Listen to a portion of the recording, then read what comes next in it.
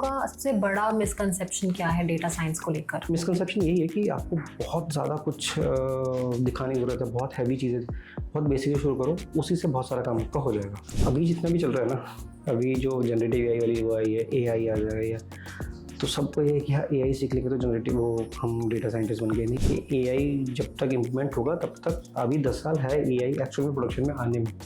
Okay.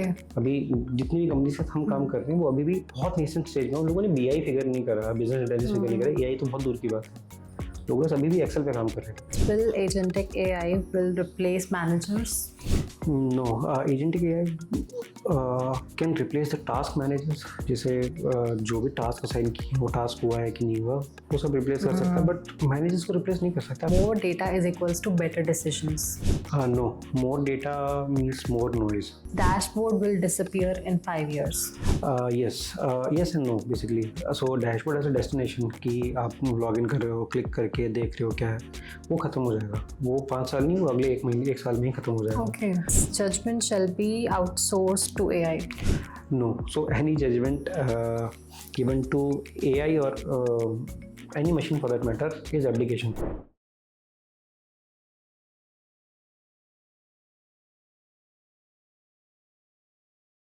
Hi Vijit, welcome to show. कैसे हैं आप? बस बढ़िया मैम, आप कैसे हैं? बढ़िया, बहुत बढ़िया। ओके, सो आज के इस कॉन्वर्सेशन में हम आपकी फील्ड जो कि है डेटा साइंस को डिस्कवर करने वाले हैं कि कैसे कैसे आप इस फील्ड में गए एंड क्या क्या इन्वॉल्व है, because I know data science एक बहुत बड़ी फील्ड है, बहुत सारी चीज़ें इसमें इन्वॉल्व है। But before digging into the conversation I want आप एक छोटा सा इंट्रो हमारे ऑडियंस को दें। मेरा नाम अभिजीत है and I run a company called 7 billion analytics. It's data science company. हम लोग मोस्टली एफएमसीजी मैन्युफैक्चरिंग कंपनी के साथ काम करते हैं। We help them take decisions. Generally जो डेटा साइंस कंपनीज होती हैं, डेटा साइंस कंसल्टिंग कंपनीज होती हैं, दे प्रोवाइड यू डैशबोर्ड। हम लोग उस चीज़ से बाहर हैं। जब मोस्टली कंपनीज का काम खत्म होता है डैशबोर्ड पे, हमारा वहाँ से शुरू होता है। We help you use the dashboard, कैसे डिसीजन लिया जाता है उस डैशबोर्ड को देख के, and will simple down to like 3 और 4 ऑप्शंस। ये 4 डिसीजन है जिसको आप ले सकते हो based on your data which is there in your system, और क्या इम्पैक्ट आएगा आपके बिजनेस पे उस डिसीजन को लेके। ओके, सो हमारा काम सिंपल में ये है कि हम आपको हेल्प करते हैं take decision based on the data. So we actually make you data driven.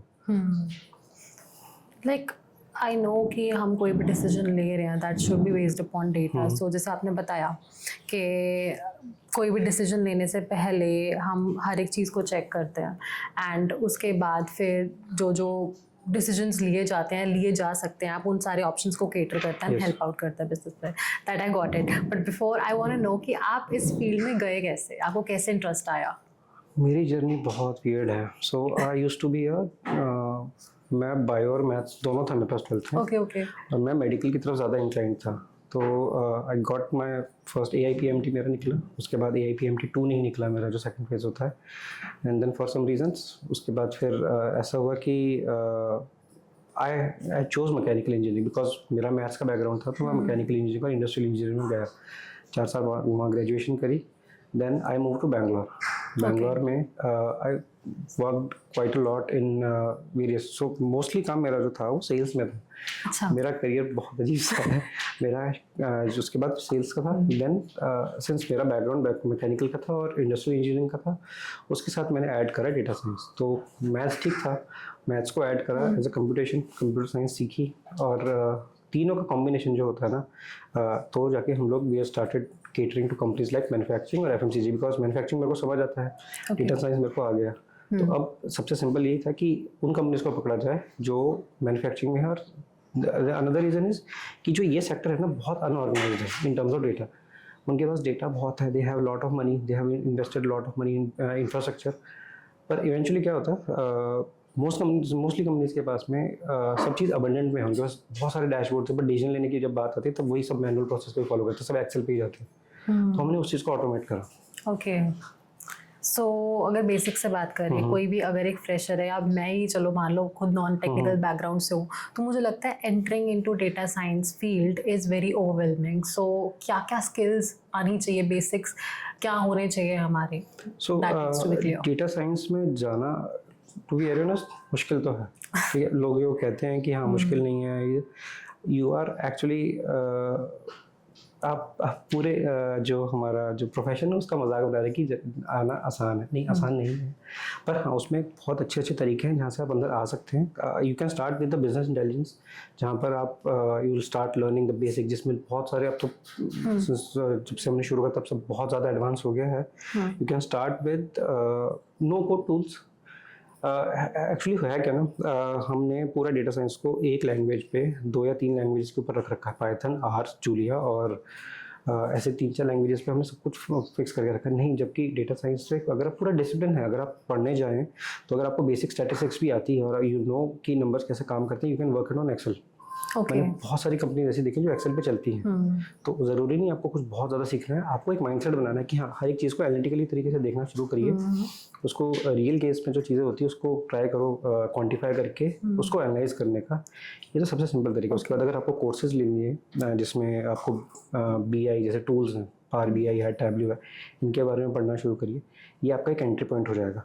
फिर धीरे धीरे करके आपको समझ आएगा कि आप किस जगह के लिए जाना, आपका किस जगह पर इंटरेस्ट ज़्यादा है, वो वाला सेक्शन पकड़िए और उस जगह पर जाते रहिए. जैसे हमारा ऑपरेशन रिसर्च है और मशीन लर्निंग का है, हमने बहुत सारे एरियाज ट्राई करे, बट हाँ हमें लगा कि ये हमें बिल्कुल ठीक बैठता है. तो हमने ये 3 एरियाज पकड़े जहाँ पर हम लोग, अब हमारा 4 ही वर्टिकल है. तो उस तरीके से काम होगा सारा. तो यूजुअली लोगों का ये डाउट रहता है कि कोडिंग कितनी रिक्वायर्ड है. कोडिंग है, काफ़ी रिक्वायर्ड है. ठीक है. So that is more like कि आपका एनालिटिक्स एंड स्टैटिस्टिक्स जो ये स्किल्स हैं ये बहुत स्ट्रांग होनी चाहिए. तो बेसिक मैथ्स तो ऑब्वियसली अगर वो आप किसी भी प्रोग्रामिंग जॉब में जाओगे तो आपको बेसिक मैथ्स तो आना चाहिए. इसमें एक चीज़ और ऐड ऑन हो जाती है, वो है स्टैट्स. तो स्टैटिस्टिक्स से आपके बारे में पता होना चाहिए, क्योंकि किसी डेटा साइंस वही है कि अगर आपके पास डेटा है, आपको अगर एनालाइज करना नहीं आ रहा, कैसे कर लोगे जब तक आपको बेसिक स्टैट्स नहीं पता होगा. राइट. तो सारा डिसीजन सारा स्टैट्स पे ही आता है, प्रोबेबिलिटी एंड स्टैटिस्टिक्स पे. ये बेसिक कंसेप्ट्स हैं जहाँ से आप शुरू कर सकते हो. इसको करेंगे धीरे धीरे करके इंटरेस्ट बढ़ता रहेगा, आप खुद ही उसमें एडवांस करते रहेंगे. सारा काम इंटरेस्ट पे है, सारा सेल्फ लर्निंग पे है. अगर आपने एक बार एक चीज़ पकड़ ली, उसको धीरे धीरे धीरे करके आप ग्रो करते रहेंगे. ओके. सो ये तो थोड़ी बहुत आपने हार्ड स्किल्स के बारे में बात की. सॉफ्ट स्किल्स कौन सी नेसेसरी है? Soft skill, the first thing is presentation.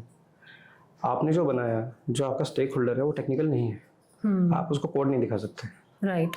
आप उसको डैशबोर्ड नहीं दिखा सकते. ये प्रॉब्लम आती है. ये टेक सबसे वालों बड़ा को प्रॉब्लम है. बिजनेस का नहीं पता, बिजनेस वालों को टेक का नहीं पता. सबसे बड़ा प्रॉब्लम यही है कि लोग क्या कहते हैं कि हाँ ठीक है मैंने ये बना दिया प्रोग्राम, देखो API बन गई है.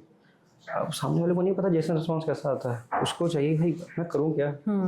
तो उसको है जो हमने तरीका अपनाया है, हम डैशबोर्ड नहीं देते, हम एक 1 पेज समरी बनाते हैं. उसमें जो जो चीज़ें होती है सिर्फ एक पेज. हमारा डीलिंग होती है सारी CEOs के साथ होती है, तो उनको एक बहुत बड़ा पुलिंदा देने की ज़रूरत नहीं है. आप एक पेज पे सारा कुछ लिखे, ये आपका है डॉसियर है, ये आपको करना है. वो उतने भी जो कैलकुलेशन है उनको समझ आ जाता है. अगर आप प्रेजेंटेशन नहीं कर पाओगे, आप इतनी बड़ी प्रॉब्लम को जितना छोटा करके आप दिखा सकते हो उनको कि हाँ ये सॉल्यूशन है. और मोस्टली कंपनीज क्या करती है, प्रॉब्लम इतनी सी उसका सॉल्यूशन इतना बड़ा होता है. आपको सॉल्यूशन उससे छोटा लेकर आना है कि वो पढ़ सके, डाइजेस्ट. वो भी तो इंसान है जो सामने दिख रहा है. तो उसको भी डिसीजन लेना है, डिसीजन फटीग उसको भी होगा अगर आप जितने सारे ऑप्शंस रखोगे. तो उसने आपको हायर करा है इसलिए ताकि डिसीजन आउटसोर्स कर सके. आप पढ़िए, आप बताइए, उसको 4 ऑप्शन दीजिए, ये 4 ऑप्शन हैं, इसको आप फॉलो करिए. वो फिर वो अपना एक्सपीरियंस लगाएगा, वो अपना गट फीलिंग लगाएगा और वो डिसीजन लेगा. ठीक है. इस पर चलो हम बाद में आते हैं, बट पहले मैं चाहती हूँ आप ये बताएं कि लोगों का सबसे बड़ा मिसकंसेप्शन क्या है डेटा साइंस को लेकर. लोगों का मिसकंसेप्शन ये है कि डेटा साइंस सिर्फ सीमित है डैशबोर्ड्स एंड कोडिंग तक. और अभी जितना भी चल रहा है ना, अभी जो जनरेटिव AI वाली वो आई है, AI आ जाएगा, तो सबको ये है कि हाँ AI सीख लेंगे तो जनरेटिव वो हम डेटा साइंटिस्ट बन गए. नहीं, डेटा साइंस जितनी भी मोस्टली कंपनीज है, अगर आपको इस फील्ड में जाना है आप बहुत बेसिक से शुरू करिए. ये AI जब तक इम्प्लीमेंट होगा तब तक, अभी 10 साल है AI एक्चुअल में प्रोडक्शन में आने में. ओके. अभी जितनी भी कंपनी से हम काम कर रहे हैं वो अभी भी बहुत नेसेंट स्टेज में. उन लोगों ने BI फिगर नहीं करा, बिजनेस इंटेलिजेंस फिगर नहीं करा, AI तो बहुत दूर की बात है. लोग अभी भी एक्सेल पे काम कर रहे हैं. हमारे साथ है 90,000 करोड़ की कंपनी पूरी एक्सेल पे चल रही है, छोड़ो सब कुछ. तो इसलिए जो मिसकंसेप्शन यही है कि आपको बहुत ज़्यादा कुछ दिखाने की ज़रूरत है, बहुत हैवी चीज़ें, बहुत बेसिक से शुरू करो, उसी से बहुत सारा काम आपका हो जाएगा. ओके. बस ज़रूरी नहीं है. लेगेसी सॉफ्टवेयर जो है, जो पुराने वाले, मोस्टली कंपनीज अभी भी वही यूज़ कर रही हैं.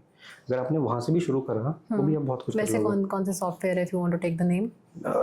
बहुत बेसिक सा सॉफ्टवेयर तो हम बताएं, अगर आप नो कोड की बात करें तो पावर BI है, it's advance version of Excel. वो अगर आप यूज़ करोगे उसमें बहुत सारी फंक्शनलिटीज ऐसी हैं।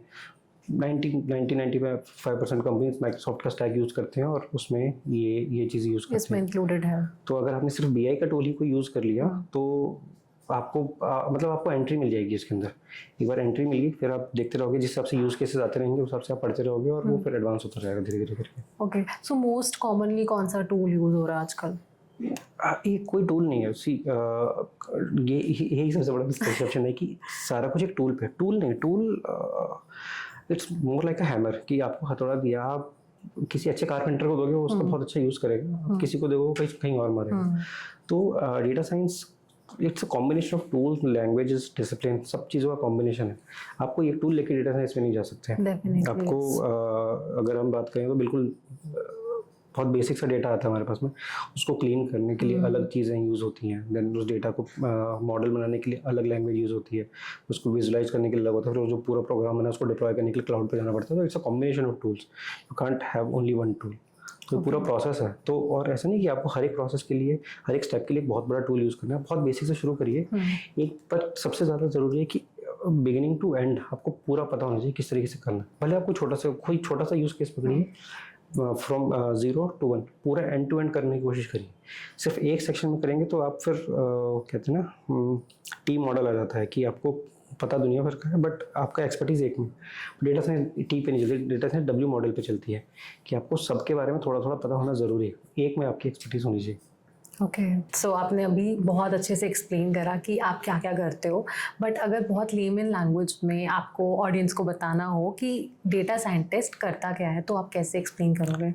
तो डेटा साइंटिस्ट का काम एक्चुअली होता क्या है कि अज्यूम करिए आपके पास बहुत सारा डेटा पड़ा हुआ है और आपको अब ये पता करना है कि मेरे को लेट्स से आप एक कंपनी चलाते हैं और उसमें आपके पास सेल्स का डेटा पड़ा है कि आप पिछले 5 साल से कंपनी चला रहे हैं, you have a lot of data which is there in your CRM और ERP।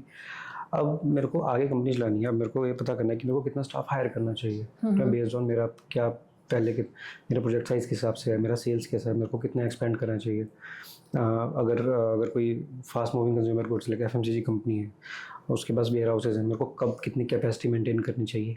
अब वो सब फ्यूचर की बात है। तो अगर मैं अपनी बात बताऊं तो हम लोग फ्यूचर प्रेडिक्ट करते हैं। बहुत अजीब सी बात लगेगी बट हमारा काम यही है, डे इन डे आउट हम आपको ये गाइड करते हैं कि ठीक है आपके पास अभी रिसोर्सेज इतने हैं और अगर आपको कल को एक्सपेंड करना तो आपको इतने रिसोर्सेज और चाहिए पड़ेंगे ताकि आप बिल्कुल आराम से मूव कर सको अपने बिजनेस में। तो हमारा काम मोस्टली यही है। दूसरा डिसीजन का मैंने बताया था कि आपको डिसीजन लेने का जो पावर होती है, हम उस चीज़ में हेल्प करते हैं कि ये 10 फैक्टर्स हैं, इसकी वजह से आपका डिसीजन इम्पैक्ट होगा या बिजनेस इम्पैक्ट होगा, आपको कौन सा चाहिए, हम उस चीज़ में हेल्प करते हैं। तो बहुत सारे वेरिएबल्स होते हैं अगर कंपनी चलाते हो तो कौन सा वेरिएबल से क्या चीज़ हो सकती है, हम वो सब आपको मैप आउट करके देते हैं और हमारा काम ये रहता है। कोई भी फैसला लेना है ना अपनी कंपनी में, वो 2 ही तरीके से लिया जा सकता है, या तो डेटा बेस्ड हो सकता है या गट फीलिंग के ऊपर होता है। गट फीलिंग आती है एक्सपीरियंस से और सबको उतना एक्सपीरियंस नहीं होता डिसीजन लेने में, तो वो डेटा की हेल्प लेते हैं। अगर आप गट फीलिंग से चीज़ें करोगे तो बहुत सारी कंपनी अभी तक बंद हो चुकी होती है क्योंकि इंसान जनरली गलत होता है, क्योंकि फ्यूचर ही बहुत ज़्यादा हाँ बहुत अनप्रेडिक्टेबल है। अब कोई भी चीज़ ऐसी है जैसे लेट्स से कोविड से पहले अगर आपने कोई प्रोडक्ट लॉन्च करा, किसी को नहीं पता था कोविड आ जाएगा। That's true. बहुत सारी कंपनीज बंद हुई हैं, इवन अच्छे डेटा साइंटिस्ट फेल हुए उस चीज़ में कि किसी को नहीं पता था। वो एक ब्लैक स्वान इवेंट था कि 100 साल में एक बार होना था और वो उसी टाइम पे हुआ। बिल्कुल, तो वो है। सो इट्स मोर लाइक कि आपको बस डेटा दे दो, आगे आप बताओगे क्या करना है क्या नहीं करना, उसके बेसिस तो हम बेसिकली सब कुछ क्वांटिफाई करते हैं। तो जितनी जो भी चीज़ क्वालिटेटिव होती है हम उनको क्वांटिफाई करके आपको देते हैं। जिस भी चीज़ को मेजर करा जा सकता है वो हम मेजर करके देते हैं आपको। सो मेरा क्वेश्चन था कि ये जो डेटा है आप खुद से एक्सट्रैक्ट करते हो कि आपको कंपनी या कोई भी कॉर्पोरेट सेक्टर वो प्रोवाइड करता है? डिपेंड करता है। देखो इसमें ना 2 चीज़ें होती हैं। सो लेट्स से मैं आपको एक एग्जांपल देता हूँ। आपने कोई मार्केट स्टडी, लेट्स से आपको फोरकास्ट कराना है कि मेरा ना डिमांड फोरकास्ट करके दो कि अगले 1 साल में मेरा एक प्रोडक्ट है इसकी कितनी डिमांड होगी। तो इसमें 2 फैक्टर्स काम आते हैं। एक होता है हमारा जो प्रॉपर्टी डेटा होता है, कंपनी के पास खुद का सेल्स का डेटा पड़ा हुआ है कि भाई जनवरी में इतनी सेल हुई इस प्रोडक्ट की, फरवरी में इतनी सेल्स, बेस्ड ऑन कि अगले जनवरी में इसकी कितनी सेल होगी, फरवरी में कितनी, हम ये बना के देते हैं। प्लस इसमें आता है market data okay. Market data as in कि लेट्स से अगर आप मदर डेयरी के फाउंडर हो, आपने बोला कि मेरा एक प्रोडक्ट है जो मेरा इतना चल रहा है, अब मेरे को अगले साल की सेल्स पता है बट डिमांड कितनी मेरे को नहीं पता, तो उसमें क्या करते हैं हम अमूल का डेटा उठाएंगे, बाकी जितने भी अलग अलग थर्ड पार्टी वेंडर्स हो गए से हमारे। कॉम्पिटिटर्स क्या कर रहे हैं। अब लेट्स से एकदम से अमूल ने कोई एक प्रोडक्ट लॉन्च कर दी, आपकी डिमांड चली जाएगी, क्योंकि अमूल ने कोई ऐसी चीज़ निकाल के ले आई, जैसे लेट्स से बीच में प्रोटीन वाला जो अमूल की ड्रिंक आई थी, अमूल ने प्रोटीन ड्रिंक निकाली, बहुत सारी कंपनी की सेल बैठ गई थी। क्यों? क्योंकि उन्हें जो प्रोडक्ट निकाला वो दो चीज़ें कर रहा था, एक तो मिल्क शेक था प्लस वो प्रोटीन था, तो अब उसने सारा डिमांड आपकी बिठा दी। तो इसी करके ना सिर्फ आपका प्रोप्राइटरी डेटा पे बेस नहीं होता, हमें मार्केट डेटा भी उठाना पड़ता है। उसके बेसिस पे हम आपको बताते हैं कि अगले 3 साल में आपका प्रोडक्ट इतने चाहिए पड़ेंगे। अब वो जो हमने इन्फॉर्मेशन दी उसके बेसिस पे आप अपनी प्रोडक्शन लाइन देखोगे कि मेरे को कितनी प्रोडक्शन लाइन और रखनी पड़ेगी। अगर मेरी डिमांड लेट्स से अगर आज इतनी है, कल को 5x होगी, तो मेरे को 3 प्रोडक्शन लाइन और बनानी पड़ेगी, इतने बड़े वेयर हाउसेस खरीदने पड़ेंगे। तो उस नंबर के ऊपर बहुत सारी चीज़ें डिपेंड करती हैं। बिल्कुल, there's a massive role it plays by the way. So okay, तो अभी तक तो आपने सिनेरियोज बताया, और कौन कौन से सिनेरियोज होते हैं जिसमें एक कंपनी को डेटा साइंटिस्ट या एक टीम की नीड होती है डेटा साइंटिस्ट की? सो अगर मैं ये कहूँगा कि अगर एक मैच्योरिटी कर्व होता है, तो अगर आप कंपनी लेट्स से 1 साल बाद शुरू हुआ, आपके पास उतना डेटा नहीं, तो मिनिमम 3 साल पुरानी कंपनी हो जिसके पास इतना डेटा हो कि आपको दूसरा आपको नीड भी होनी चाहिए। इट्स नॉट कि आपके पास डेटा बहुत सारा है बट नीड भी नहीं है, आपको एक्सपांड करना ही नहीं है, आपको आगे बिजनेस बढ़ाना नहीं, तो आपको डेटा साइंस की ज़रूरत नहीं है। बट अगर आपको आगे बढ़ाना है और आपको और चीज़ें करनी है, तो उसमें आपको ऐसा है कि आपको एक थर्ड पार्टी हायर करना पड़ेगा।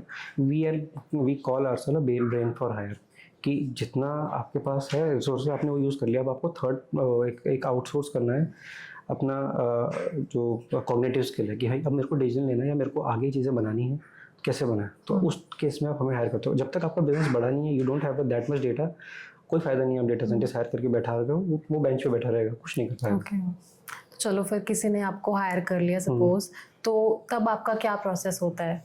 लाइक जीरो से आप कैसे स्टार्ट करते हो फिर उसको डायग्नोस करते हो? पहले हम आइडेंटिफाई करते हैं प्रॉब्लम क्या है। हम लोग बैठते हैं मैनेजमेंट के साथ में कि आप बताइए प्रॉब्लम क्या है। वो बताते हैं कि मेरी ना सेल्स लेट्स से इस मंथ में इतनी थी, अगले मंथ में ड्रॉप हो गया, मेरे को इस क्वार्टर में मेरे को सेल्स 20% ऊपर चाहिए। तो ठीक है, आपने प्रॉब्लम बताई कि you need your sales to grow by 20% next quarter. ये अपना प्रॉब्लम स्टेटमेंट, ये हमने ऑब्जेक्टिव बना दिया आपका। उसके बाद ऑब्जेक्टिव के बाद हम ये पूछते हैं कंस्ट्रेंट्स क्या है, कि आपके पास कितने फैक्ट्रीज हैं, अगर आप और एक्सपेंड कर सकते हो कि नहीं कर सकते, आप मैन पावर बढ़ा सकते हो कि नहीं बढ़ा सकते। वो सबका आंसर वो देते हैं कि ठीक है हम मैन पावर नहीं बढ़ा सकते, हमारे पास इतनी मैन पावर में काम करना पड़ेगा, हमारे पास प्रोडक्ट भी यही है, हम ज्योग्राफी भी यही टारगेट कर रहे हैं, हम इंडिया से बाहर नहीं जाना चाहते। ये सब कंस्ट्रेंट लेके हम एक फ्रेमवर्क बनाते हैं कि ये सारे चार चीज़ें हैं जो सबसे ज़्यादा इंपैक्ट करते हैं आपके बिजनेस को, और ये हैं जो सबसे ईजी है। मतलब अगर आप प्लॉट करें तो एक्स और वाई एक्सेस पे आपका ईज ऑफ इम्प्लीमेंटेशन आ गया और एक्स एक्सेस पे आ गया आपका बिजनेस इम्पैक्ट। तो हम वो वाला सेक्शन उठाते हैं जहाँ पर बिजनेस इम्पैक्ट भी ज़्यादा और ईज़ ऑफ इम्प्लीमेंटेशन भी सबसे कम है। मतलब जो सॉल्यूशन सबसे जल्दी लग जाए और उसका बिजनेस पे इम्पैक्ट भी बहुत ज़्यादा, हम उस वाले को पकड़ते हैं, डेटा देखते हैं, उसके लिए हमारे पास डेटा है एनफ कि नहीं, उसके बेसिस पे हम मॉडल बनाते हैं और फिर वो डिप्लॉय करते हैं। ओके, तो ये प्रोसेस रहता है पूरा। ओके, सो जितने भी मैं कह सकती हूँ डिसीजंस या फिर सोल्यूशंस निकल के आते हैं, आप वो कैटर करते हैं उनके आगे। Now it is completely up to them कि उनको क्या डिसीजन लेना है आगे। हाँ वही ना कि अपने स्टेक होल्डर के सामने हमारा जो प्रोसेस है वो उसमें एक ही जो ओवरवेलमिंग प्रोसेस होता है ना उसको हमने ख़त्म कर दिया। जितना भी हैवी लिफ्टिंग है वो सारी हम करते हैं, हमारी टीम करती है। आपने बोला कि यार मेरे को ना मेरे को 4 तरीके बताओ मैं अपना बिजनेस ग्रो कर सकूँ, हम सारे कंस्ट्रेंट पूछेंगे आपसे, क्या क्या चीज़ें आप कर सकते हो, क्या क्या चीज़ें आप नहीं कर सकते। उसके बेसिस में आपके पास 4 ऑप्शन लेकर आएंगे कि देखो ये ऑप्शन 1, 2, 3 या 4, इस ऑप्शन को यूज़ कर इम्प्लीमेंट करोगे तो ये फ़ायदा है, ये नुकसान है, इस वाले को करो तो ये फ़ायदा नुकसान है। अब आपके ऊपर है आपको कौन सा ऑप्शन देखना है।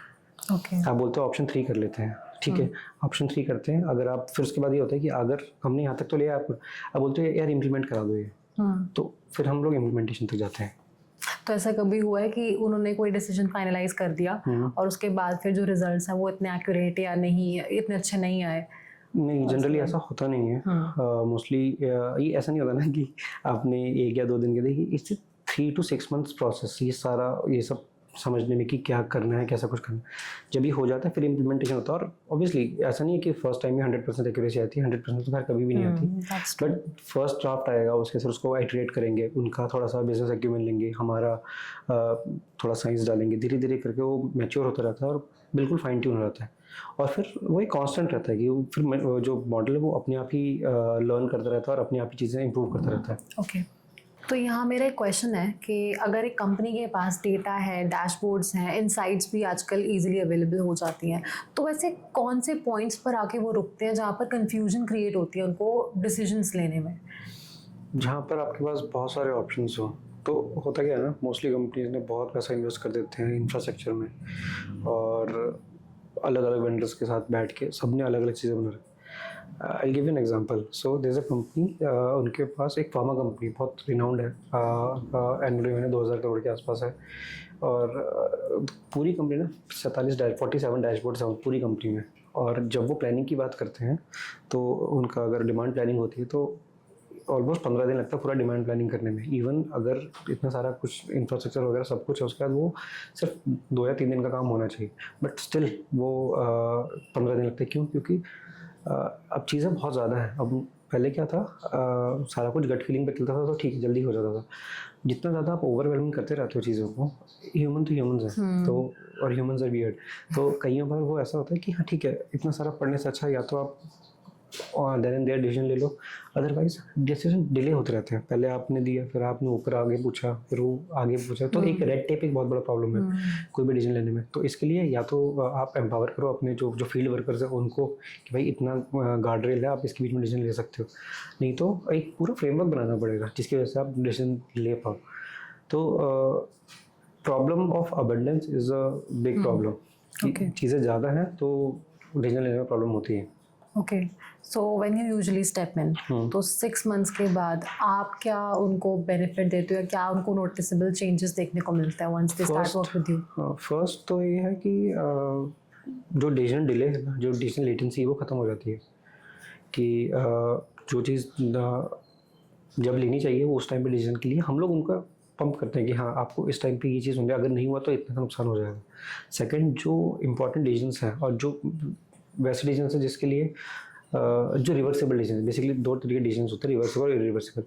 तो जो रिवर्सेबल डिसीजंस, जैसे कि अगर आपको कोई ऑर्डर प्लेस करना है तो उसके लिए आपको 10 लोगों से बात करने की ज़रूरत नहीं है। Will give you guard reel कि हाँ आपका जो फील्ड वर्कर है वो कितने के अंदर प्ले कर सकता है। आपको अगर ऑर्डर देना है तो आपको 4 लोगों से पूछ के नहीं देना पड़ेगा, आप वहाँ से दे सकते हो। तो जो एक वो जो 4 दिन का जो गैप आता है ना कि पहले इससे पूछो फिर वो मेल का आगे रिप्लाई करेगा, वो खत्म हो जाता है। हम उनको पूरी पावर दे देते हैं कि हाँ इतने में आप खेल सकते हो।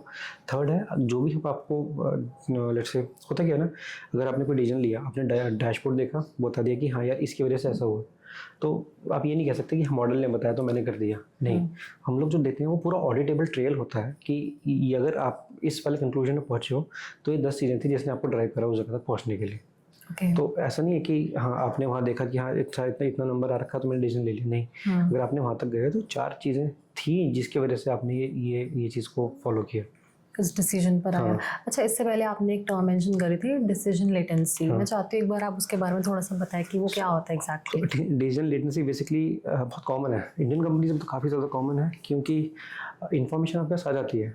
आप इंफॉर्मेशन जब आई और आपने जब एक्ट किया, उस गैप को आप डिसीजन लेटेंसी कहते हैं। ओके, तो ये डिसीजन लेटेंसी होती है और ये बहुत कॉमन है मोस्टली कंपनी में। कैसे होता क्यों है? 2-3 चीज़ें होती हैं। पॉलिटिक्स है कंपनीज के अंदर। दूसरा कि I give you an example कि होता क्या है। So we are working with the VP और उसमें हमने उनको एक फोरकास्टिंग का मॉडल बनाना था और उन्होंने बोला ठीक है हमने बोला बना देते हैं। दैट गाय वाज फिक्सेटेड कि नहीं फोरकास्टिंग का मॉडल इतना नहीं, ये फिगर गलत आ रहा है। वो तब तक वो मॉडल चेंज करवाते रहे जब तक जो उनका नंबर था तब तक वो नंबर नहीं आया। कि अगर उन्होंने बोलता फोरकास्ट इतना होगा, मैं प्रोडक्शन इतना ही कर सकता, just because his incentive was attached to that production. तो वो बहुत करते, तो ये बहुत कॉमन है। तो ये प्रॉब्लम अगर यूजुअली देखने को मिलता है तो क्या मेजर्स हम ले सकते हैं या फिर कैसे इसको मिनिमाइज किया जा सकता है? इसका तो जो पूरा वो है, आप कल्चर पे ही रहेगा कि आपने किस तरीके से कल्चर बिल्ड करा हुआ है कंपनी में और क्या ओपननेस है, प्लस आपने क्या क्या चीज़ें अटैच कर रखी है उनके इंसेंटिव से। तो जितनी बड़ी कंपनी के साथ यही रहता है कि आपने अगर कोई वेंडर भी हायर करा वो आपके इंसेंटिव के साथ अटैच होता है कि अगर कल को अगर कोई भी एम्प्लॉय को प्रेजेंट मिलेगा, वेंडर की success is equal to your success. तो कल्चर किस तरीके से बिल्ड करा हुआ वो भी एक है, क्योंकि इसमें हमारा रोल कुछ नहीं होता। अगर जैसा अब जो स्टेक होल्डर बोलेगा हमें वैसा करना पड़ता है कई जगह। हम लोग बहुत कुछ करते हैं कि नहीं ये चीज़ें ठीक नहीं, बट इवेंचुअली अगर उन्होंने अपनी बात मनानी है तो वो बाय हुक और बाय क्रुक मना ही लेते हैं। ओके, कोई रियल लाइफ स्टोरी अगर आप शेयर करना चाहो इससे रिलेटेड? सो एक केस स्टडी है, आई टेल यू। ज़ारा एक फैशन ब्रांड है, वो उस पीक पे क्यों है फैशन के कि सब उसको फॉलो करते हैं। रीज़न बीइंग कि जो डिसीजन लेटेंसी है वो ऑलमोस्ट नेग्लिजिबल है। उनके पास कोई भी उनकी जो रिसर्च टीम है उन्होंने कोई पैटर्न नोटिस करा पब्लिक में या ह्यूमन बिहेवियर में कि हाँ ये चीज़ आ सकती है, कि ये चीज़ मार्केट में अच्छी चलेगी। तो from raw material to finished goods और जो स्टोर में लगता है तब तक एक मैन्युफैक्चर होने से लेके स्टोर तक प्लेस होने में सिर्फ 15 दिन लगते हैं। 15 दिन में सारा काम हो जाता है। वेराज अगर बाकी कंपनीज की बात करें, जब वो देखते हैं ये चीज़, ये ट्रेंड नोटिस करते हैं, जब तक वो इम्प्लीमेंट करते हैं तब तक वो फैशन जा चुका होता है। तो ये डिसीजन लेटेंसी का प्रॉब्लम है। ज़ारा H&M अभी सब उन्हीं को फॉलो क्यों करते हैं? अगर आप देखेंगे कि जो ज़ारा के पास है वही बाकी कंपनीज प्रोड्यूस कर रही है ऑन चीपर कॉस्ट। क्यों? क्योंकि ज़ारा ने वो बेंचमार्क सेट कर दिया है, उसको देख के पहले ही निकाल दिया, उसको देख के बाकी सब फॉलो कर रहे हैं। और वो वहाँ तक क्यों पहुँचे? क्योंकि जब वो ट्रेंड आया था उन्होंने फटाफट इम्प्लीमेंट करा और वो स्टोर तक निकाल दिया। बाकी कंपनीज अप्रूवल्स में और डिज़ाइन आइट्रेशंस में इसमें फंसे हुए हैं। ओके, इसलिए ज़ारा वहाँ पहुँचा हुआ। तो अब कॉन्वर्सेशन को थोड़ा सा आगे बढ़ाते हैं। आपके प्रीवियस एक्सपीरियंस में कभी ऐसा हुआ है कि गलत डेटा की वजह से गलत डिसीजन लिया हो? ऐसा जनरली होता नहीं। जो भी हम लोग चीज़ें बनाते हैं वो बैटल टेस्टेड होते हैं। 2-3-4 महीने वो पायलट फेज़ में रहता है, तब जाके जब कॉन्फिडेंस हमें आता है कि हाँ, तब हम क्लाइंट को देते हैं। क्लाइंट फिर उसको 1-2 महीने टेस्ट करता है। बट हाँ, कई बार ऐसा हो जाता है। अब कई बार ऐसा एक केस हुआ था हमारे साथ में, जहाँ पर डेटा गैदर करने वाला जो टाइम था वही कोई डेटा गैदर ही नहीं करा था। लेट्स से डिस्ट्रीब्यूटर्स होते हैं, तो जो फुट सोल्जर्स होते हैं उनको एक मशीन दी हुई है, एज एप्लीकेशन होती है, वहाँ पर वो डेटा एंटर करते हैं। नहीं करते थे एंटर। वो पाइलअप इतना होता गया कि बहुत सारे महीने का डेटा ब्लैंक था। उसके बेसिस में डिसीजन लिया गया कि ये प्रोडक्ट तो चल नहीं रहा है और प्रोडक्शन लाइन बंद कर दी गई। जब नीचे से डिमांड आई कि ये तो प्रोडक्ट चल रहा है, तो डेटा बिल्कुल अलग चीज़ दिखा रही है और रियलिटी बिल्कुल अलग है। तो ये ह्यूमन एरर ही है। बट हाँ, जो भी हम बनाते हैं वो ऐसा नहीं होता कि आज बना और कल डिप्लॉय कर दिया। वो पूरा एक टेस्टिंग फेज से निकलता है। ओके, तो कुछ सिग्नल्स भी तो मिलते होंगे जब हमें पता लगता है कि कोई तो प्रॉब्लम है बीच में? सिग्नल्स इन द सेंस कि हाँ, बीच बीच में हमारे पास वो एक पूरा मैकेनिज्म होता ही है कि जैसे ही आपके पास अगर आपको डिप्लॉय करते हो तो एक्यूरेसी होता है। एक हमारा नंबर होता है MAP। तो ये कुछ एक मेट्रिसेस होते हैं जिसको हम ट्रैक करते रहते हैं कॉन्स्टेंटली कि जो हमारा मॉडल चल रहा है वो ठीक चल रहा है कि नहीं चल रहा। हम बेसिकली एक नंबर्स की टेंडेंसी है, और जो हमें सोचा ना इतिहास बार बार रिपीट होता है, तो सेम चीज़ हमारे साथ भी होती है। अगर if you are running a company और आपकी सेल्स लास्ट टाइम की है तो वो पैटर्न रिवॉल्व करता ही है। तो हम लोग जब मॉडल बनाते हैं तो कुछ एक सेट पुराने वाले डेटा के ऊपर हम टेस्ट करके देखते हैं कि जो हमारा प्रेडिक्शन चल रहा है वो पहले वाले मॉडल पे ठीक चल रहा है कि नहीं चल रहा है। अगर उस पर ठीक चल रहा है तो हम लोग उसको आगे डिप्लॉय करते हैं। तो हाँ, उसके बीच में ये जो सिंगल्स की बात कर रहे थे आप, तो कुछ मैट्रिक्स होते हैं जो हम लोग कॉन्स्टेंटली ट्रैक करते रहते हैं। अगर ये मैट्रिक्स ठीक चल रहे हैं तो मॉडल ठीक है, अदरवाइज फिर वापस जाते हैं ड्राइंग बोर्ड पर, सारा कुछ फिर से शुरू करते हैं। तो फिर दोबारा से आपको स्टार्ट करना पड़ता है? बिल्कुल ज़रूर से नहीं करना होता। कुछ एक चीज़ें ऐसा होता है कि बहुत सारे फीचर्स होते हैं, उनमें से किसी को चेंज करके देख लिया, इस वाले को चेंज करके देख लिया, तो वो पूरा मैकेनिज्म रहता है। ओके, सो अब जैसे 2026 आ गया है और हम AI की बात ना करें ऐसा हो नहीं सकता। तो मुझे ये जानना है कि AI कैसे हेल्प कर रहा है आपको? हम AI को डे इन डे आउट हम लोग यूज़ कर रहे हैं। बहुत सारी चीज़ें हम लोगों ने ऑटोमेट करी है। सिंस हमारी टीम बहुत छोटी है, तो अगर हम लोग AI का यूज़ ना करें तो हमारा प्रोडक्शन और जो प्रोडक्टिविटी टाइम है बहुत ज़्यादा वैसे काम में चल जाता है जो हमें नहीं। तो प्रूफ ऑफ कॉन्सेप्ट बनाने से लेके एक बेसिक डेटा एनालिसिस करने तक हम लोग AI को यूज़ करते हैं। हम बहुत सारे टूल्स, हमारा मोस्टली खर्चा अगर आप बात करो तो हमारी एआई टूल्स में जाता है, और हमारे खुद के कुछ ऐसे प्रोप्राइटरी टूल्स हैं जो हमने खुद बनाए हुए हैं इन सब चीज़ों को मैनेज करने के लिए। तो कई बार ऐसा होता है कि डिसीजन देना होता है, बट उससे पहले बहुत सारा ग्रंट वर्क होता है जो आपको करना होता है, तो वो हम लोगों ने ऑटोमेट कर रखा है। ओके। तो we use tool like Claude code जो आजकल चल रहा है, उसको यूज़ करते हैं to build the proof of concept. हम प्रोडक्शन लेवल उससे नहीं बना सकते, पर जो प्रूफ ऑफ कॉन्सेप्ट जो मॉडल्स होते हैं वो हम लोग क्लाउड को यूज़ करके बना लेते हैं। देन रिसर्च के लिए हम लोग परप्लेक्सिटी यूज़ करते हैं, देन N8N है जो ऑटोमेशन के लिए, बहुत सारे टूल्स हैं। तो हाँ, हम ये डिनाई नहीं कर सकते कि हाँ एआई वो नहीं, बट हाँ ये भी नहीं बोल सकते कि हाँ सारा कुछ एआई पे डिपेंडेंट है। सो एआई एक्चुअली 3 चीज़ों में अच्छा है। एक है पैटर्न रिकॉग्निशन, दूसरा कंसिस्टेंसी, तीसरा एफिशिएंसी। तो ये 3 चीज़ों को यूज़ करके हम लोग जो भी बनाते हैं वो इसी के अराउंड बनता है। पैटर्न रिकॉग्निशन, अगर आपको फोरकास्ट करना है और बहुत बेसिक सा मॉडल बनाना है, आप सारा डेटा डंप करो उसमें और कुछ जो पैरामीटर्स हैं वो आप उसको बताओ, वो एक अपनी बहुत नेव सा मॉडल आपको दे देगा, जिससे आपका एक प्रूफ ऑफ कॉन्सेप्ट बन जाएगा। ऐसे ऐसे करके हम लोग एआई को यूज़ करते हैं। रिसर्च करनी होती है, मार्केट डेटा चाहिए होता है, तो परप्लेक्सिटी वगैरह का यूज़ करके हम मार्केट डेटा गैदर करते हैं। अगर कोई कॉम्पिटिटिव इंटेलिजेंस चाहिए होती है, सब एआई से हो जाता है। जिस चीज़ को पहले हफ्ते लगते थे, अब वो 1 या 2 दिन के अंदर खत्म हो जाता है। काफ़ी जल्दी ऑटोमेट हो जाते हैं टास्क। तो हमें एक पूरी टीम डेडिकेट करनी पड़ती थी जो सब ये मार्केट डेटा कैप्चर करके लाया, क्या ट्रेंड चल रहा है मार्केट में, और कॉम्पिटिशन्स कैसे कर रहे हैं। सो लेट्स, अगर हमारे पास कोई क्लाइंट है तो हमारा ड्यूटी रहती है उनको गाइड करने की, बाकी सब तो ये नहीं कर रहे, बेसिकली बेंचमार्किंग कि बाकी लोग ये सब कर रहे हैं, हम लोग ये क्यों कर रहे हैं। तो वो बेंचमार्किंग रिपोर्ट बनाना, ये सब चीज़ें बनाना हम लोग एआई को यूज़ करके बना लेते हैं। मतलब अगर मैं सिंपल लैंग्वेज में कंक्लूड करूँ तो फिर एआई आपको हेल्प कर रहा है जो रेगुलर टास्क होते हैं related to gathering data and research work, और थोड़े बहुत इंसाइट्स निकलवाती है। बट एक क्वेश्चन है कि डिसीजन लेने में कितनी हेल्प करता है आपको एआई?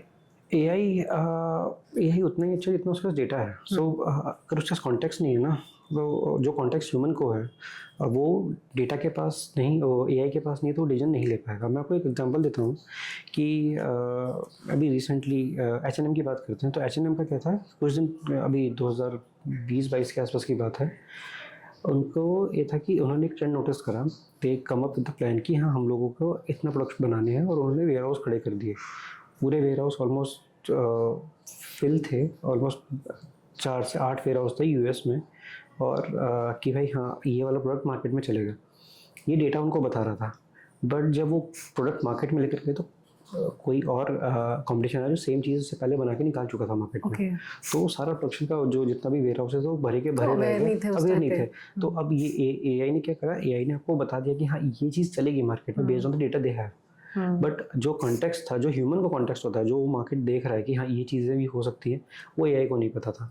तो एआई और ह्यूमन अगर साथ में काम करें, इन सिनर्जी काम करें, then things will go way better than हम लोग कभी इमेजिन नहीं करा होगा इतना अच्छा जा सकता है। बट हाँ, अगर आप सारा कुछ एआई के ऊपर दे देंगे या सारा कुछ ह्यूमंस के ऊपर दे देंगे, तो ह्यूमंस उतने एफिशिएंट नहीं है इन टर्म्स ऑफ इतना सारा डेटा क्रंच करने में। एआई वो चीज़ कर लेता है, तो आपको दोनों को साथ में रख के चलना पड़ेगा, ह्यूमन कॉग्निशन और एआई का कैपेबिलिटी। तो क्या आप एक सिंपल एग्जांपल देकर बता सकते हो कि एआई और ह्यूमन इंटीग्रेशन का कॉम्बिनेशन जो है ये डेटा साइंटिस्ट में कैसे पावरफुल है? सो मैं जिस फील्ड से हम आते हैं, जैसे कि एफएमसीजी या सप्लाई चेन, मैं उसका एग्जांपल ले लूँगा। मेरे पे एक बहुत, हम लोगों ने रिसेंटली अभी एक यूएस लॉ फर्म के साथ काम करा था, मैं उसका एग्जांपल लेता हूँ। They are a class action lawsuit, तो एक दिन में उनको हज़ारों केसेस फाइल करने पड़ते हैं।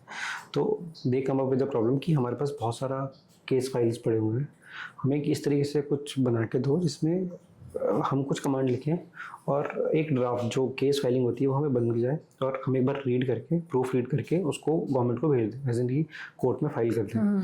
तो ये पूरा स्ट्रक्चर हमें बनाना था। उनके पास ये होता है कि एक डॉक्यूमेंट बनाने के लिए उनको रिसर्च करनी पड़ती है, ऑलमोस्ट 1000 से 2000 पेजेस अलग अलग। उनके पास पूरी टीम है जो 500 से 1000 लोगों की टीम थी जो ये काम करती थी मैनुअली। अब उन्होंने क्या करा, उन टीम को हटाया नहीं, उसी टीम को एम्पावर करा, वो टूल्स उनको दिए। जो काम 3 दिन में होता था वो 1 या 10 घंटे में या 1 दिन में हो जाता था। तो अब क्या होता है, उससे क्या हुआ कि वो ज़्यादा केसेस ले पा रहे हैं, ज़्यादा इनपुट आ रहा है, और जितनी जल्दी वो केसेस रिजॉल्व हो पा रहे हैं। क्योंकि अगर आपकी बैकलॉग उतनी ज़्यादा है तो आप वो चीज़ें नहीं कर पाओगे। तो इसको कहते हैं ह्यूमन इन द लूप। आपने सारा कुछ एआई के ऊपर नहीं दिया हुआ, उसमें आपने ह्यूमन को रखा हुआ है जो वो बना रहा है, उसको वैलिडेट करके फिर बाहर लेकर जाना है। तो ये ह्यूमन इन द लूप है, और ये ये मॉडल ही एक्चुअली ऐसा है जो सस्टेन कर पाएगा आगे। आप कंप्लीटली ऑटोनोमस डिसीजन एआई को नहीं दे सकते। That's true. अभी उस स्टेज पे नहीं पहुंचा शायद, ये भी मे बी शायद आ जाए कल को, बट अभी दीपेंद्र गोयल जो जोमेटो का वो एक पॉडकास्ट था उसमें बात कर रहे थे कि जो कस्टमर सपोर्ट का जो कारमा स्कोर बनाते हैं वो लोग, वो उन्होंने सारा कुछ एआई पे नहीं दिया होगा, क्योंकि अभी तक वो प्रोडक्शन में, बट फिर भी उनको अभी विश्वास नहीं हो रहा कि जो हम कस्टमर का सेगमेंटेशन करते हैं वो एआई के थ्रू नहीं, हम एक ह्यूमन को रखते हैं बीच में। तो एआई अभी उस स्टेज पे नहीं पहुंचा है जहाँ पर हम सब कुछ एआई को ऑटोनोमस। एआई आपको एक सर्टेन स्टेज तक पहुंचा सकता है, उसके बाद जो भी डिसीजन लेने, जो भी एक्शन लेना है वो ह्यूमन ही ले तो ज़्यादा अच्छा है। अगला बड़ा क्लीशे सा क्वेश्चन है वैसे, क्या डेटा साइंस में एआई आगे, चलो अभी नहीं, आगे जाकर उनकी जॉब्स टेक ओवर कर सकता है? जॉब वो यस एंड नो। सो मैं आपको बताता हूँ कौन कौन से जॉब्स खतरे में है, कौन कौन से जॉब अभी खतरे में करंटली नहीं क्या है। सिनेरियो चल रहा है? नहीं अभी नहीं, अभी बहुत टाइम लगेगा डेटा साइंस पर। मैं कुछ चीज़ बताता हूँ, जो ह्यूमन एक्सपीरियंसेस ह्यूमन को ऑन अ डेली बेसिस मिल रहे हैं वो एआई को नहीं मिल रहा। तो जॉब कभी नहीं जाएंगी, बहुत सारा काम ऑटोमेट हो जाएगा। आपने आयरन मैन देखी होगी, आयरन मैन जो टोनी स्टार्क लैब में जाता है, टोनी स्टार्क जारविस को कमांड देता है कि मेरे को ये प्रोजेक्ट बनाना, तो जारविस ऑलमोस्ट 90% उसको पूरा ब्लूप्रिंट बना के दे देता है। बाद में उसको इम्प्लीमेंट करना, उसमें क्या चेंजेस है वो टोनी स्टार्क ही करता है। तो डेटा साइंस का काम, डेटा साइंटिस्ट का काम वहाँ तक हो जाएगा कि आपने मॉडल बना दिया, उसमें जो चेंजेस हैं बेस्ड ऑन हिज एक्सपीरियंस और हर एक्सपीरियंस, वो उसमें चेंजेस करेगा और फिर वो प्रोडक्शन में लेके जाएगा। तो कोई भी वो जॉब जैसे सेल्स होगी, मार्केटिंग होगी, ये एआई कभी नहीं ले सकता। जो क्वांटिफाइबल जॉब्स हैं जिनको एआई ले सकता, प्रोग्रामिंग होगी, ये फिर भी खतरे में एक at a certain stage, but उसके बाद भी आपको ह्यूमंस चाहिए ही पड़ेंगे। आप ह्यूमंस को कभी इक्वेशन से नहीं हटा सकते। मुझे लगता है वो फियर ना बन ही चुका है लोगों के दिमाग में, क्योंकि जब पहले कंप्यूटर्स भी आए थे लोगों को लगता था कि हमारी जॉब चली जाएगी। Still we are working. वो कोई भी नया शिफ्ट आता है ना सोसाइटी में, तो एक सेक्शन होता है जो हमेशा डरता है, वो पैनिक क्रिएट कर देता है। वो पैनिक करता है कि हाँ एआई आ गया, या पहले कंप्यूटर्स आए थे तो कंप्यूटर्स जॉब ले लेगा, पहले मैनुअल वर्क से फैक्ट्रीज आई तो है वो, पर फैक्ट्रीज आई तो लोग आए, फैक्ट्रीज के अंदर जाके मशीन चला रहे हैं, मशीन ने ह्यूमंस की जॉब नहीं ली, वो प्रोडक्टिव कर दिया। सेम कंप्यूटर्स के साथ हुआ, सेम एआई के साथ होगा। तो AI is just a tool, वो ह्यूमंस को रिप्लेस नहीं कर सकता किसी भी एंगल में। Okay, well said. So up next we have a myth busting session with you and लोगों के कुछ myths है around data science and data को लेकर, and I want कि आप उनको bust करो। तो पहला myth है that more data is equals to better decisions. No, more data means more noise. Okay. I've seen companies जिनके पास petabytes of data है but बहुत बेसिक से डिसीजन लेने में बहुत डिले करते हैं। सो नहीं, more data is not equals to better decision. I'll tell you an example. We were working with a company. उनका एक रिक्वायरमेंट था कि हमें सब कुछ रियल टाइम चाहिए, रियल टाइम एज इट कि वहाँ पर सेल हुई मेरे को डैशबोर्ड पे दिखना चाहिए। तो ओके ठीक है, हम बना देते हैं, काफका लगाओ, क्लाउड, अच्छा AWS का ये वाला infrastructure, they spend lot of money for that particular infrastructure बनाने के लिए कि हाँ जो भी चीज़ होगी रियल टाइम दिखे। ठीक है जी, बना दिया हम लोगों ने। Then they start using it. एक हफ्ता यूज़ करा, उसके बाद जब हमने यूसेज लॉग देखे तो पिछले 3 महीने से वो यूज़ ही नहीं हुआ। ओके। क्यों? क्योंकि वही डैशबोर्ड इतने सारे हैं, किसको यूज़ करें। फिर हमने बोला कि ठीक है चलो एक बार यूज़ करना शुरू करो, will be push them to use this dashboard. उन्होंने यूज़ करा and after a period of time we were in a call, वहाँ पर एक मैट्रिक्स दिखा जो गड़बड़ था। तो मैंने बोला कि ये हमें इसको देखना चाहिए क्या हुआ। हाँ ठीक है, फिर एक काम करते हैं, इसको नोट डाउन कर लेते हैं, इसको ना वीकली बिजनेस रिव्यू में डिस्कस करेंगे। मतलब अगर आपने वीकली बिजनेस रिव्यू में डिस्कस करना तो इतना लाइव वाला और ये रियल टाइम वाला क्यों करवाया? आपको हफ्ते में डिसीजन लेना था, प्रोसेस हो गया, आप वो वीकली रिफ्रेश कराते डेटा। तो ये हाँ नहीं, ऐसा नहीं है कि more data equals to better decision. I think more data is equals to more chaos. Yes, more data equals to more chaos. Data अगर अच्छे से यूज़ करा जाएगा तो it's more like a gold mine, right. But अगर वो use नहीं किया तो it's a coal mine. That's true. Another one is, will agentic AI will replace managers? No, agentic AI can replace the task managers. जैसे जो भी task assign किए वो टास्क हुआ है कि नहीं हुआ वो सब रिप्लेस कर सकता है, बट मैनेजर्स को रिप्लेस नहीं कर सकता। आप कैसे रिप्लेस कर सकते हैं? एक टीम मेंबर है, उसके घर पे कोई प्रॉब्लम चल रही है, उसको कुछ बताना है, वो एजेंट को कैसे बताएगा, एआई को कैसे बताएगा? वो human to human context, human to human touch, human to human relation वो एस्टैब्लिश नहीं कर पाएगा। तो जो एक कीवर्ड है ना वो human will always be there in the equation. आप उसको हटा ही नहीं सकते किसी भी फॉर्मेट में हो। वही हमने डिस्कस किया कि ह्यूमन कभी रिप्लेस नहीं हो सकता। Next is dashboard will disappear in 5 years. yes and no basically. So dashboard as a destination कि आप लॉग इन कर रहे हो, क्लिक करके देख रहे हो क्या है, वो ख़त्म हो जाएगा. वो 5 साल नहीं, वो अगले 1 महीने 1 साल में ही ख़त्म हो जाएगा. Okay. But dashboard as a tool वो नहीं होगा. क्यों? क्योंकि the definition of dashboard is going to change. I tell you an example. I drive Suzuki Ciaz. तो उसमें ना एक चीज़ होती है, आपके पास भी कार का डैशबोर्ड होता है, आप देखते हो स्पीड कितनी चल रही है. पर जब हम कभी हाईवे पे जाते हैं तो you can't see the dashboard and drive eight the same time. That's true. आपका काम रहता है आप रोड पे देखो, वैसे ही आपका काम रहता है बिजनेस चलाना. आप बिजनेस चला रहे हो, जब आपकी स्पीड 80 से ऊपर जाती है तो you will hear a sound like टिंग टिंग, जो एक बीप आवाज़ आती है जिससे पता पड़ता है कि आप 80 से ऊपर पहुंच गए हो. तो आप थोड़ा सा अलर्ट हो जाते हो कि हाँ मेरी स्पीड ज़्यादा है. वही काम हो जाएगा डैशबोर्ड का एक टाइम बाद, कि आप डैशबोर्ड को नहीं देखोगे, वो सिग्नल जो ट्रिगर है ना वो मैटर करेगा कि आप कहाँ गलत कर रहे हो, कहाँ गलत नहीं कर रहे, वो चीज़ होगी. तो इतनी सारी information at a single instance किसी ह्यूमन को दोगे वो डाइजेस्ट नहीं हो पाएगी.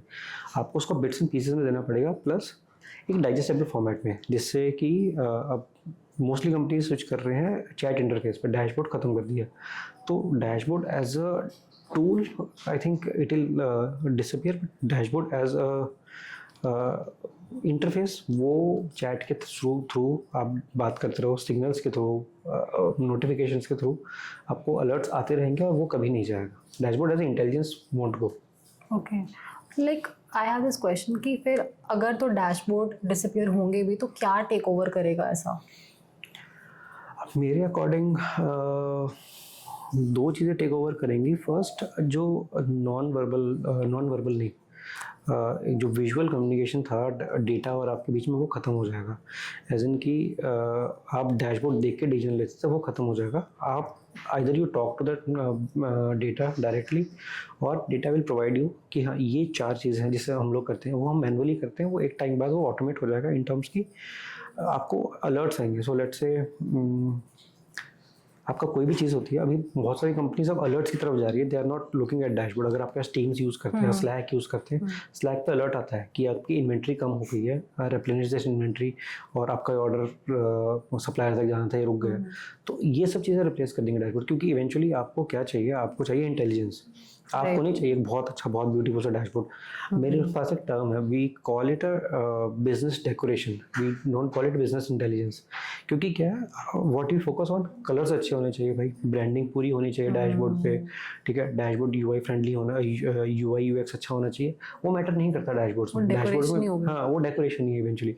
तो मैटर क्या करता है, जो इंटेलिजेंस जो आपके पास आ रही है वो एक्शनेबल है कि नहीं, मैं इस पर कुछ एक्शन ले सकता हूँ कि नहीं ले सकता, वो ज़रूरी है. वो आपको किसी फॉर्मेट में आ सकती है. आपको स्लैक के थ्रू आ सकती है, टीम्स के थ्रू आ सकती है, एसएमएस आ सकता है.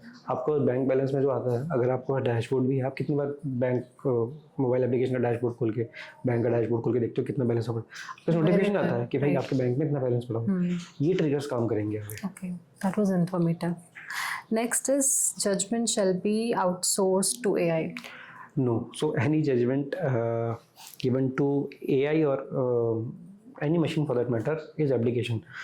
अगर हम लोगों ने कुछ भी ऐसा दे दिया, AI और any machine for that matter works on a certain set of rules. वो अगर रूल्स फॉलो हो रहे हैं तो डिसीजन लेगा, अगर नहीं हो रहा है तो नहीं होगा. कई बार ऐसा होता है कि वो सारे रूल्स फॉलो करते हैं, बट वो जो ह्यूमन क्या कहते हैं, ह्यूमन साइकोलॉजी या ह्यूमन जो टच होता है वो नहीं होता. उसकी बेसिस पे बहुत सारे डिसीजन ऐसे लेते हैं जो नहीं लेने चाहिए थे. अगर मैं बात करूं, अभी रिसेंटली आज सुबह की न्यूज़ थी कि अमेजोन ने 16,000 लोग फायर कर दिए.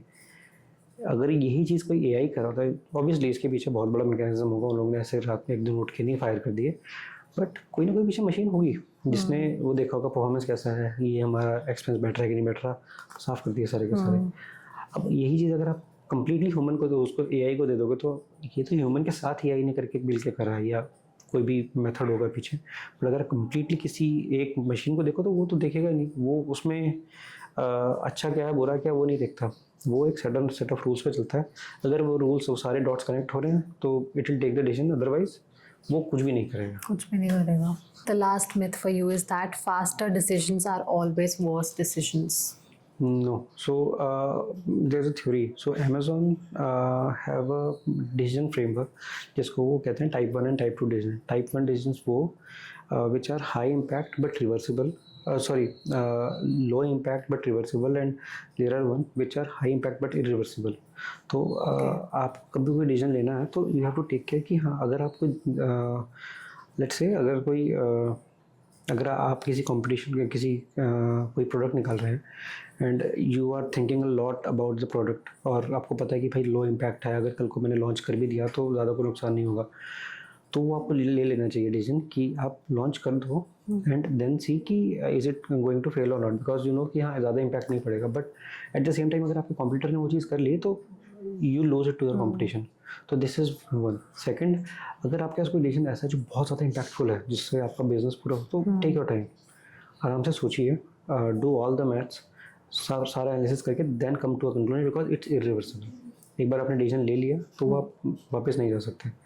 लेट्स अगर ब्रांडिंग का डिसीजन, अगर आपने बहुत मेहनत करके रीब्रांडिंग कर ली कंपनी की और आप किसी कलर की वजह से आपने अब वापस नहीं जा सकते आप, अगर आपने कोई भी डिसीजन ले लिया तो दोनों अपनी अपनी जगह सही है. अगर आपको एक्यूरेसी देखनी है तो आपको टाइम लेना पड़ेगा, बट और वो अगर हाई इम्पैक्ट है तो.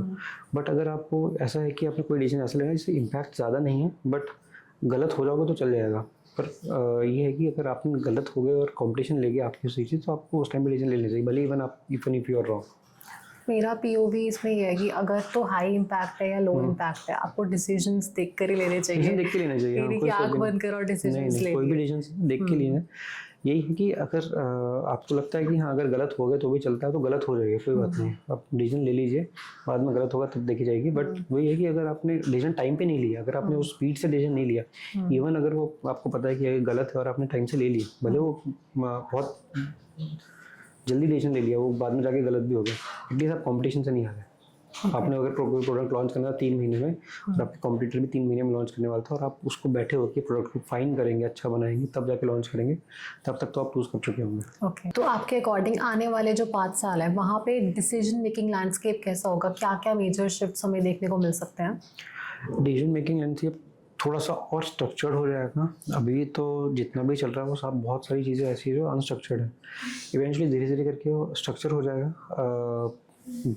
जो चीज़ें मशीन के थ्रू होती थी वो आज भी मशीन के थ्रू ही रहेंगी, बट जो ह्यूमन का इंटरवेंशन था वो साथ में रहेगा ही रहेगा. जो अभी जो मिथ चल रहा है कि हाँ ह्यूमंस निकल जाएंगे और human would not be there part of the equation, but no, human will be there. Eventually decision जो है वो ह्यूमंस को लेगा. क्यों? क्योंकि ह्यूमंस इम्पैक्ट हो रहे हैं. ह्यूमंस बहुत वियर्ड है. इवन इफ अगर आप किसी सेल्फ ड्रिवन कार में बैठेंगे तो आप कंप्लीटली ट्रस्ट नहीं कर सकते उस पर. तभी आप कभी भी देखना कि इवन टेस्ला बना रही है, कोई भी कंपनी बना रही है, सेल्फ ड्रिवन कार में आपको ड्राइविंग सीट पे ही बिठाएगी वो, भले वो कार खुद चल रही हो, ताकि कल को कोई प्रॉब्लम है तो आप गाड़ी का स्टीयरिंग अपने हाथ में लेके अपने हिसाब से गाड़ी चला सकें. तो ह्यूमंस वो स्पीशीज है. कहता ज़रूर है बाहर जा जाके कि हाँ डेटा ड्रिवन है, ये है वो है, नहीं. इवेंचुअली ह्यूमंस को पता है, ये सच्चाई पता है, कोई माने ना माने, कि सब कुछ हमें ही देखना है. हमें ट्रस्ट नहीं होता जल्दी मशीन्स पे, तभी जितने भी ऑटोमेशन है उसमें एक किल स्विच होता ही होता है कि अगर कल को कुछ भी प्रॉब्लम हो गई तो ह्यूमंस आके उसको बंद कर दें. अगर आपने वो किल स्विच भी मशीन को या एआई को या किसी भी चीज़ को ऐसे दे दिया जो ऑटोनोमसली डिसीजन ले सकता है, तो वो तो कभी नहीं होगा. बट हाँ ये है कि उसको हेल्प करके जो डिसीजन मेकिंग जो प्रोसेस है, जो लूप है, वो फास्ट हो जाएगा, काफ़ी बेटर बना सकते, वो बहुत अच्छा हो जाएगा, बहुत लीन हो जाएगा, बहुत फास्ट हो जाएगा, बहुत एफिशिएंट हो जाएगा. जो चीज़ को लेने में अभी 6 से 7 महीने लग जाते हैं वो 6 मिनट के अंदर 7 मिनट के अंदर खत्म हो जाएगा. इतना फास्ट हो जाएगा. हाँ, क्योंकि आपके पास इन्फॉर्मेशन ओवरलोड नहीं रहेगा ना. मोस्टली जितना हैवी लिफ्टिंग है वो सारा एआई कर रहा है. आपको बस यस और नो करना होगा एक टाइम तक आते आते. वो बहुत ज़रूरी है. बस वो यस और नो में ही बहुत सारा ऐसा होता है कि बहुत वेरिएबल्स होते हैं. वो वेरिएबल्स का जो फिल्ट्रेशन होता है वो एआई करके देगा आपको. एआई करके देगा, सिस्टम्स करके देंगे, बट हाँ वो हो जाएगा. और बिजनेसेस को कैसे हेल्प आउट होगा इसमें? ये बिजनेसेस के लिए होगा कि अभी जितना भी इंफॉर्मेशन ओवरलोड है, अगर आप किसी भी हाँ, तो आप अगर आपने डिसीजन फास्टर लिए हैं, you are leaving no money at the table. कोई भी चीज़ आप नहीं छोड़ रहे, हर एक जगह से रेवेन्यू हो रहे हैं. जितना भी रेवेन्यू लॉस होता है ना, अगर आप कभी भी देखेंगे थोड़ा सा, अगर आप 30,000 फीट व्यू पे जाके देखेंगे, जितनी भी चीज़ें हो रही हैं सारे डिसीजन पे. फाउंडर्स का काम क्या होता है? डिसीजन लेना, सही जगह पर, गलत जगह पर. जो डिसीजन लेंगे उसी के बेसिस पे सारी चीज़ें चलेंगी. तो अगर वो डिसीजन लेट कर रहे हैं, जैसे बहुत एक सिंपल सा एग्जांपल लेते हैं हायरिंग का. कोई let's say you got a project from a company, आपको ये करना है, आपने हायरिंग में 3 महीने लगा दिया, प्रोजेक्ट आपके पास है, कहीं और चला जाएगा। तो जितना भी डिसीजन डिले होता है ना, उससे सारा बिजनेस इम्पैक्ट होता है। तो जितना जल्दी डिसीजन होगा उतना ज़्यादा रेवेन्यू है ना, you will make more money. ये काफ़ी अच्छा पॉइंट आपने मेंशन किया। डिसीजंस तो सारे ही मतलब everything revolves around decision. That's अगर वो डिसीजन गलत लिया, वो आपने टाटा नैनो वाला देखा होगा। टाटा नैनो में रतन टाटा जी वहाँ पर बोल के आगे कि हम टाटा नैनो बनाएंगे, 1 लाख रुपए में टाटा नैनो बनाएंगे। दैट वाज अ डिसीजन कि हाँ ये बनाएंगे। अब वो होगा कैसे कैसा नहीं होगा, वो उन्होंने अपनी टीम पे छोड़ दिया और उन्होंने बनाया। तो वो अगर वो डिसीजन ना लेते तो मे बी शायद कोई ना कोई कंप्यूटर आ जाता उस टाइम पे जो 1 लाख रुपए कार में था और कंपनी को बहुत लॉस होता है। Even though they are not making much money from Tata Nano, but या पॉपुलर नहीं हुआ था उनका। तो thank you so much Abhijeet, बहुत मज़ा आया आपसे बातें करके, काफ़ी सारी इन्फॉर्मेशन मिली मुझे भी, एंड आई होप हमारे लिसनर्स को बहुत ज़्यादा पता लगा होगा कि किस तरह से डेटा के बेसिस पर एक कंपनी या कोई भी बड़ी से बड़ी फर्म डिसीजंस लेती है। लास्ट में लिसनर्स के लिए आप कुछ एक्शनेबल स्टेप्स बताएं जो वो ले सकते हैं to improve their decision making quality.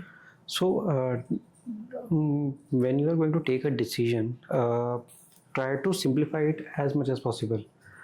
एक बहुत सिंपल सा, आई एम नॉट श्योर रे डालियो का कहना है या क्या, अगर आपको डिसीजन लेना है, आप 10 चीज़ें लिखिए क्यों आप उस चीज़ को डिसीजन ले रहे हो। तो पहले 2-3 पॉइंट तो ईजी होंगे, बाकी धीरे धीरे करिए। जब लास्ट पॉइंट आएगा तो आपको समझ आएगा कि आप डिसीजन ले रहे हो सही ले रहे हो कि गलत ले रहे हो। बट हाँ, जो कोई भी डिसीजन ले रहे हो उस चीज़ को इतना सिंपल कर लो कि आपको बिल्कुल रूडिमेंट्री तक कि हाँ यस और नो तक आएगा कि नहीं आएगा, सारे वेरिएबल्स कैलकुलेट करिए। धीरे धीरे धीरे धीरे करके रिफाइन होता रहेगा। और छोटे डिसीजन तो आप ले सकते हैं, बट मैंने बताया ना टाइप 1 और टाइप 2 डिसीजन। तो टाइप 2 डिसीजन के लिए आप आराम से अपना टाइम लीजिए, ठीक है, कि कब तक वो है। बट हाँ, कोई भी चीज़ जल्दी नहीं लेना, और ये भी नहीं है कि फास्ट डिसीजन और लॉन्ग डिसीजन। अभी हमने वही चीज़ थोड़ी करी है। तो अगर आपको लगता है कि आप गलत हो सकते हो और उसका इम्पैक्ट ज़्यादा नहीं है तो कोई बात नहीं, चलता है कोई थोड़ा बहुत। बट हाँ, अगर आपको लगता है कि हाँ इस गीस से मेरे को बहुत ज़्यादा इम्पैक्ट पड़ेगा तो उसको आराम से टाइम लीजिए। कोई भी डिसीजन की इतनी ज़्यादा जल्दी नहीं है कि आपको अभी लेना है। बट हाँ, एक स्ट्रक्चर्ड फॉर्मेट में अगर आप डिसीजन लोगे ना तो वो यस और नो तक आ जाता है। तो यही है। और ये ऐसा नहीं सिर्फ सिर्फ आपकी ऑडियंस या कोई एक ह्यूमन जो बहुत बड़ा डिसीजन नहीं ले रहा, सारे डिसीजंस ऐसे ही लिए जाते हैं। इसको हम हर एक वे में इम्प्लाई कर सकते हैं। सारे डिसीजंस ऐसे ही लिए जाते हैं कि उनको गैदर करो और जो जितनी भी इंफॉर्मेशन है आपके पास उसको अच्छे से एनालाइज करो स्टेप वाइज, क्योंकि 1-2 चीज़ों में जहाँ हम अटकते हैं धीरे धीरे हमें क्लैरिटी भी मिलनी स्टार्ट हो जाती है। तो मैं आपको बता दूं, बहुत सिंपल सा फ्रेमवर्क है। अगर आपको कोई भी प्रॉब्लम देखनी है सो उसको ट्राई करो क्वान्टिफाई करने की। सो लेट्स से अगर आपको ये बता पड़ा कि हाँ मेरे को अगले 1 साल में 1 करोड़ रुपए कमाना है, पहले आप वो ऑब्जेक्टिव लिखो अपना। देन क्या क्या कंस्ट्रेंट्स हैं, मैं 1 करोड़ रुपए कैसे कमा सकता हूँ। बहुत अजीब सा एग्जांपल लिया, बट लेट्स से मेरे को एक बिज़नेस शुरू करना है और मेरे को अगले 1 साल में 1 करोड़ रुपए कमाना है इस बिज़नेस से। कि आपका ऑब्जेक्टिव फिक्स है, आपके कंस्ट्रेंट्स क्या है, आपकी स्किल क्या है, आप वो सारा लिखो। उसके बाद आप ये देखिए कि मेरे पास क्या क्या ऑप्शंस है, उन ऑप्शंस में से आप चूज़ करिए बेस्ड ऑन द, अभी वो बताया एक्स एक्सिस पे आप रखिए ईज ऑफ इम्प्लीमेंटेशन और वाई एक्सिस पे आप रखिए बिजनेस इम्पैक्ट। जो आपका हाई बिजनेस इम्पैक्ट है और ईजी टू इम्प्लीमेंट, उसको इम्प्लीमेंट कर लीजिए। हम लोग अब जितने डिसीजन हम सारे ऐसे ही लेते हैं, भले वो बहुत बेसिक सा डिसीजन हो, वो सारा इसी फ्रेमवर्क को फॉलो करता है। और आप मानिएगा नहीं, जितने भी डिसीजन होते हैं बहुत इजी हो गए हैं लेने, क्योंकि हमने उसको पूरा क्वांटिफाई कर दिया है। पहले क्या होता है, सारा गट फीलिंग होता है, हाँ एक बार करके देख लेते हैं हो जाएगा कि नहीं होगा। नहीं, अब आप उसको पूरे तरीके से करो। हाँ, गैस वर्क बंद हो गया। छोटा डिसीजन हो, हायर करना है नहीं करना, किसको करना है, किस क्लाइंट के साथ काम करना है, इसमें हमारे एक लीड बहुत वो है कि अगर हमारे पास लीड्स आती है ना, बहुत, मैं आपका एक एग्जांपल दे रहा हूँ हमारी कंपनी का, हम लोग जिस तरह से काम करते हैं, हमारे पास जो लीड इनफ्लो होता है, हम लोग किस तरीके से करते हैं कि क्लाइंट की पोजीशन कहाँ है, क्लाइंट कितना पैसा देगा, बेस्ड ऑन क्लाइंट की अर्जेंसी कितनी है, उसके बेसिस में मैप करते हैं। और हम वो देखते हैं जो क्लाइंट ज़्यादा पे करेगा और अर्जेंटली उसको नीड है, उन क्लाइंट को पकड़ो। ये तो एक मतलब ऐसा बिजनेस ज्ञान हो गया, बट सारा कुछ इसी तरीके से मैनेज होता है। Okay, so thanks for the information and काफ़ी informative था. So that was all about this episode, and keep on watching E Street Podcast and don't forget to like, share and subscribe to our YouTube channel. See you in the next episode. Bye bye.